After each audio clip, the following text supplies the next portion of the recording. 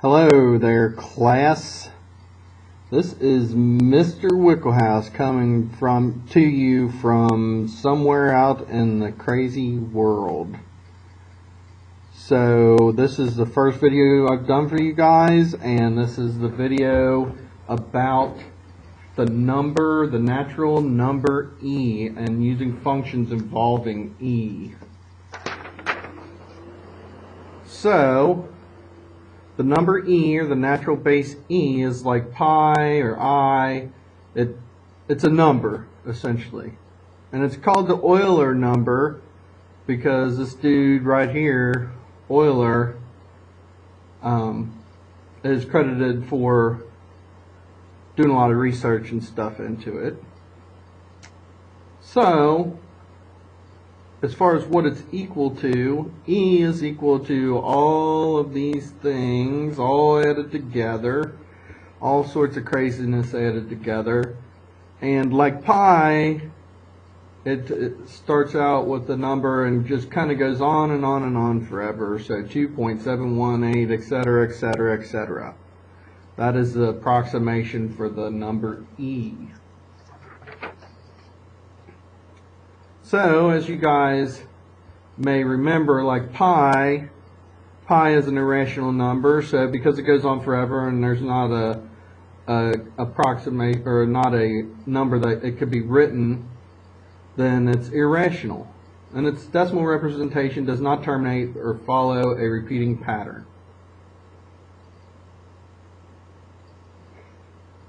So, this is another definition for the number e. I know you guys probably don't really care, but as n approaches infinity, this sequence here will get closer and closer to the number 2.71828, etc., etc., which is the value of e.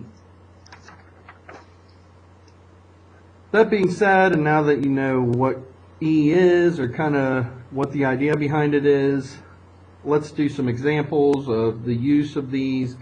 Mostly these are for exponentials, and we have to think about our rules of exponents here. So just think about this e as like x or any other variable that you've ever done. So when I multiply e to the third times e to the fourth, I'm just doing e 3 plus 4, which is equal to e to the 7th. You guys have done that before. It's been a little while, but we've done it before. Here's another example. Remember, I'm treating e like a variable. Let's look at the numbers in front. 10 divided by 5 is 2. Okay. E to the third divided by e to the second is really, if you remember, when we divide things with exponents, we subtract the exponents. So it's e to the 3 minus 2, which in turn is just going to be 2 to the e. We subtract, that's 1, and so 2 to the e. Here's another example. Squaring everything, the square goes through, all the way through to everything. This is going to be 9e to the negative 8x. The negative exponent means I take this guy and move it to the bottom, so I get 9 over e to the 8x. And that's my solution for that one. It's just all the rules of exponents working with this stuff. Easy peasy. If you want to get an approximate value, you can use your calculator. If we wanted to evaluate e squared using a calculator, we can locate the e to the x button. It's down here over top of the natural log here, this ln button. You just hit second, and that button you could right here is the e to the x, and then it'll pop up with either e to it with a caret, and then you type in your number, or sometimes some of the calculators will pop up and it'll be like e, and then it'll give you a little box to write your exponent in. Then you just hit enter and you'll get your approximate answer. This of course is not an actual answer, it's just an approximation and it's being rounded. Okay, so that's how you would do it on the calculator.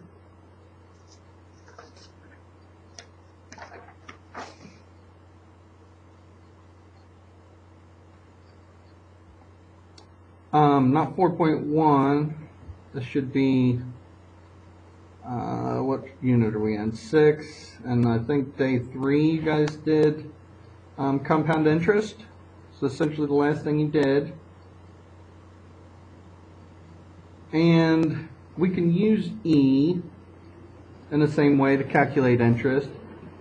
And it's used when we see this phrase continuously compounded interest, and the formula we use is A equals P, which is the principal, times the natural number E raised to RT, which R is rate, T is time, rate, time, this P is the start amount of money. Okay, plug all this stuff in and it'll give you your answer. Something kind of silly here because this is A equals PERT or PERT. Sometimes people might call this a shampoo problems. Ha ha ha ha, hilarious. So here's an example of continuously compounded interest. So I deposit $1,000 into an account that pays 8%, so $1,000, 8% annual interest compounded continuously. What is the balance after 1 year? P, or my principal amount, or my starting amount, is $1,000. My rate is 8%. I have to change that to a decimal, so 0.08, and my time is 1 year. So using A equals PERT, I plug 1,000 in for P, 0.08 in for my rate, 1 in for T, plug that into my calculator, and I get 1,083.29. Here's a slightly more complicated one. If I were to deposit $2,500 into an account that pays 5% annual interest compounded continuously, find the balance after each amount of time. So let's say 2 years. The key to notice here is compounded continuously. That's how I know I'm going to use this PERT function. $2,500, 5% rate. 2,500 is P, so I plug that in. 0.05 or 5% for the rate. Since I'm looking for 2 years, I'm doing 2 for T.